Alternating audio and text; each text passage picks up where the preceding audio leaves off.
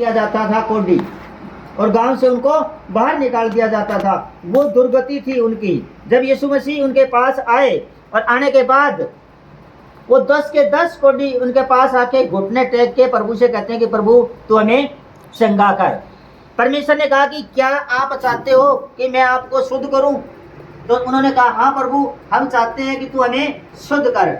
उसने कहा जाओ अपने याजक को दिखाओ और जो मूसा ने चढ़ावा बताया है वो जाके चढ़ाओ और परमेश्वर के नाम की गवाही दो कि आप चंगे हो चुके हो। तारीफ करो।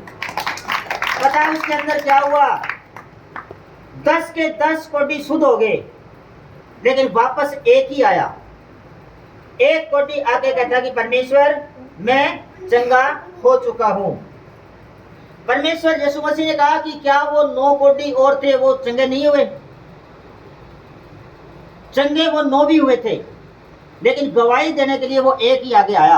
आज भी ऐसा ही होता है, चर्च में जितने जाते हैं सारे आजाद हो जाते हैं, लेकिन गवाही देने के लिए 1 या 2 ही आगे आते हैं। परमेश्वर ने उसी दिन से कहा कि जो विश्वास करेगा परमेश्वर के नाम से, पिता पुत्र और पवित्र आत्मा के नाम से बपतिस्मा लेगा, परमेश्वर को जीवन देगा, परमेश्वर उसे उसके नाम जीवन की पोथी में लिख देगा। तारीफ करें परमेश्वर की। हमें परमेश्वर पर यकीन करना है कि सृष्टि का जो मालिक है जीसस क्राइस्ट, वो हमारे लिए आया, मारा गया, गाड़ा गया, सताया गया, हमारे और आपके लिए मुर्दों में से वो जी उठा और आज आपके बीच में जिंदा मौजूद है। आमीन। जब हम परमेश्वर के वचनों को साझा करते हैं तो परमेश्वर की पवित्र आत्मा आपके और हमारे बीच में मौजूद होती है, क्योंकि परमेश्वर ने अपने वचन के अंदर पवित्र शास्त्र में लिखा है कि जहां 2 या 3 मिलके मेरे नाम से इकट्ठा होंगे वहां मैं जिंदा मौजूद होऊंगा। तो आप एक बात बताओ, जिस किताब में ये लिखा होता है कि हमें इस फलाने आदमी से इतने रुपए लेने हैं, तो क्या वो मुकर सकता है?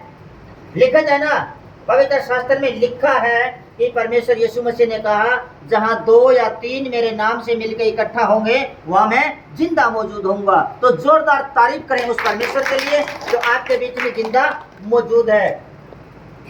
परमेश्वर ने उस कोटी को कहा कि क्या वो 9 कोटी और जो थे वो शुद्ध नहीं हुए? तो उसने कहा शुद्ध तो हुए, लेकिन वो गवाही देने के लिए वापस नहीं आए। आज भी ऐसा ही होता है, जब आपके जीवन में बड़े काम करता है परमेश्वर, जब आपको बात आती है गवाही देने की, तो आपको लगता है कि पड़ोसी क्या कहेगा, परिवार वाले क्या कहेंगे, इन्होंने धर्म चेंज कर लिया, इन्होंने ये कर लिया, वो कर लिया, प्रेशर, उसकी वजह से फिर आप पीछे हट जाते हो। लेकिन परमेश्वर कहता है कि जो मेरे नाम की गवाही देगा उसके जीवन में मैं अगली गवाही भी पैदा कर दूंगा। आमीन। आपने कभी ऐसा देखा कि नीचे की सीढ़ी ना बनी हो और चौबारे पर चढ़ जाओगे? आप चढ़ सकते हो? पहले नीचे की सीढ़ी बनानी ही पड़ेगी। पहले ये तो समझना होगा कि हमें चंगा करने वाला परमेश्वर है, उसको क्या फायदा है, वो क्यों करता है आपको चंगा, क्यों आपके घर में गवाहियां लेके आता है, वो परमेश्वर है। क्या आपका एक संसारिक पिता ये चाहता है कि मेरी औलाद दुखी रहे? चाहता है कोई माँ चाहती है कि मेरी बेटी दुखी रहे? नहीं चाहती ना। अगर बेटा कोई गलत रास्ते पर भी जा रहा है तो भी उसके बाप और उसकी माँ तड़पते हैं कि काश कोई तो हो जो मेरे बेटे को समझाए। अगर वो नशे में है तो उसके माँ और बाप भी परेशान रहते हैं, और अगर बेटी गलत चाल चलती है तो उसकी माँ परेशान रहती है कि काश कोई तो हो जो मेरी बेटी को समझाए ताकि ये गलत रास्ते पर ना जाए। तारीफ करें जोरदार करें। इसीलिए जब धरती के ऊपर पाप बढ़ गया, अत्याचार बढ़ गए, तब यीशु मसीह आपके और हमारे बीच में आए थे।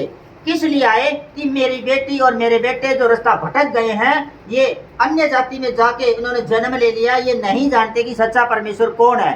वो आपके और मेरे पापों के भुगतने के लिए, हम ये कह सकते हैं कि आपने और हमने जो गुनाह किए उनके दंड लेने के लिए वो धरती पर आया ताकि आप आजाद रहो। तारीफ करें परमेश्वर की। एक मैं आपकी भाषा में बताता हूं कि अगर आपके बेटे ने कोई जुल्म कर दिया और पुलिस उसको पकड़ने के लिए आती है और कहती है कि इसको सजा होगी, तो आप क्या करोगे? उसको संभला दोगे? नहीं संभलाएंगे ना। और उसकी माँ और उसके बाप उसके आगे खड़े हो जाएंगे, या तो पैसे से सलटे, अगर इसको सजा ही होनी है तो सजा मेरे को दे दे क्योंकि मैं बूढ़ा हो चुका हूँ, मेरे बेटे की जिंदगी ना खराब हो। यही होता ना। इसीलिए आपके और हमारे जीवन बचाने के लिए यीशु मसीह धरती पर पैदा हुआ कि आपको कोई दंड ना देना पड़े, आपको किसी का भुगतान ना करना पड़े। वो आपके और मेरे जुल्मों की सजा सहने के लिए क्रूस पर बलिदान हो गया। और आज लोग कहते हैं कि वो तो खुद ही क्रूस पर बलिदान हो गया, हमें क्या बचाएगा। वो आपके और हमारे पाप और गुनाह क्षमा कराने के लिए सृष्टि का मालिक बन के आया, हमारे बीच के अंदर एक इंसान बन के आया और उसने आपके और मेरे सारे पाप और गुनाह खत्म कर दिए। आज उसने कह दिया कि जो मेरे पर विश्वास करेगा, जो मेरे नाम से पिता, पुत्र और पवित्र आत्मा के नाम से बपतिस्मा लेगा, उसको जीवन भर दुख नहीं देखना पड़ेगा। आमीन। आपकी भाषा में बताता हूँ, आपको समझ में आएगा। अभी सपोज करो कि बाहर से कोई भिखारी आता है, उसको 100 रुपए की जरूरत है और अंकल जी वहां बैठे हैं, उन्होंने अगर गेट पर ही उसको 100 दे दिया तो क्या वो आपसे एक एक करके लेने के लिए आएगा? उसकी डिमांड पूरी होगी ना, वैसे चला जाएगा।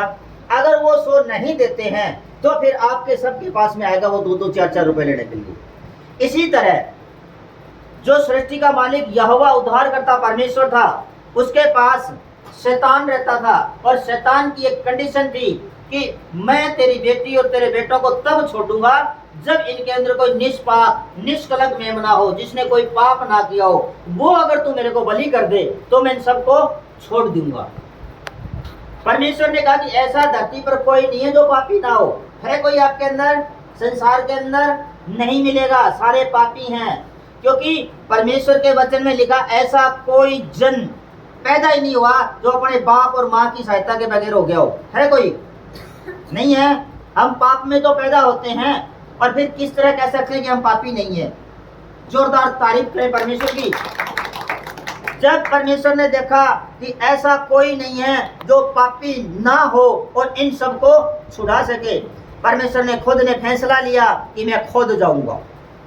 परमेश्वर यहोवा ने अपने इकलौते पुत्र यीशु मसीह को भेजा कि तू सृष्टि के ऊपर जा और एक कुंवारी माँ मरियम की कोख से तू पैदा होगा, जो किसी इंसान की सहायता से नहीं, पवित्र वचन की ताकत से पैदा होगा। फिर वो माँ मरियम की कोख में आया और वो निष्पाप निष्कलंक था और उसने आपके और हमारे लिए अपने खुद को ही बलि चढ़ा दिया। उसके बाद हम सारे फ्री हो जाते हैं। तारीफ करें वो परमेश्वर। मैं आज उस परमेश्वर का संदेशा देने के लिए आया हूँ। वो आपके लिए हर रोज तड़पता है, हर रोज आपके लिए रोता है, ये मेरी बेटी, ये मेरे बेटे, मेरे पास आओ, मैं तुम्हें विश्राम दूंगा। तारीफ करें परमेश्वर की। लेकिन जो जन परमेश्वर पर विश्वास करता है वो उद्धार पाता है। परमेश्वर ने ये नहीं कहा कि कौन सी बिरादरी के लोग मेरे पास आएंगे। आगे बुलाऊं ना। परमेश्वर ने ये नहीं कहा कि कौन सी बिरादरी के लोग मेरे पास आएंगे, गरीब आएगा, अमीर आएगा, कौन आएगा। लेकिन परमेश्वर ने कहा जो जय पाए, जो विश्वास करे और जो मेरे नाम से बपतिस्मा ले, मेरे नाम को ऊंचा करे, वही मेरा बेटा और वही मेरी बेटी होंगे। तारीफ करो।